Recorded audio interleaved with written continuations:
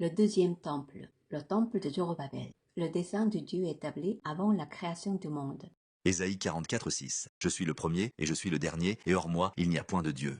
Bien avant la chute de Jérusalem et la destruction du temple de Salomon, environ 130 ans auparavant, et plus d'un siècle avant même la naissance de Cyrus, roi de Perse, Dieu avait déjà annoncé la restauration de Jérusalem ainsi que la reconstruction de son temple. Rien de tout cela ne relevait du hasard. Dès avant la fondation du monde, Dieu avait arrêté son dessein souverain et conduisait l'histoire afin d'accomplir chacune de ses promesses. Ésaïe 44, 28. Je dis de Cyrus, il est mon berger et il accomplira toute ma volonté. Il dira de Jérusalem qu'elle soit rebâtie, et du temple qu'il soit fondé. Ésaïe 45, 1. Ainsi parle l'Éternel à son oint, à Cyrus.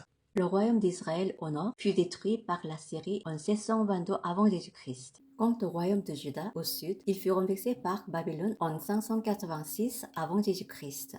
À cette occasion, le temple de Salomon fut lui aussi détruit. Cependant, Dieu n'avait pas seulement annoncé le jugement, il avait également promis la restauration de son peuple. Jérémie 25, 11. Ces nations seront asservies au roi de Babylone pendant 70 ans. Jérémie 29, 10. Dès que 70 ans seront écoulés pour Babylone, et j'accomplirai à votre égard ma bonne parole en vous ramenant dans ce lieu. L'exil à Babylone faisait lui aussi partie du plan de Dieu, tout comme le retour de son peuple dans le pays qu'il avait promis. Le jugement n'était jamais la fin de son œuvre, il préparait déjà la restauration.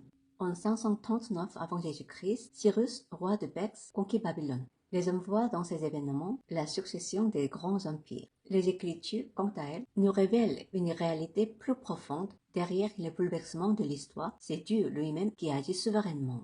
Puis, en 538 avant Jésus-Christ, le Seigneur toucha le cœur de Cyrus, pourtant roi d'une nation païenne. Esdras 1, 1 à 3. Afin que s'accomplît la parole de l'Éternel prononcée par la bouche de Jérémie, l'Éternel réveilla l'esprit de Cyrus, roi de Perse. Cyrus ordonna alors aux Juifs de retourner à Jérusalem afin d'y rebâtir le temple de l'Éternel. Mais Dieu accomplit encore davantage. Selon Esdras 6 sur 3.5, Cyrus décréta que les dépenses nécessaires à la reconstruction du temple seraient prises en charge par le trésor royal.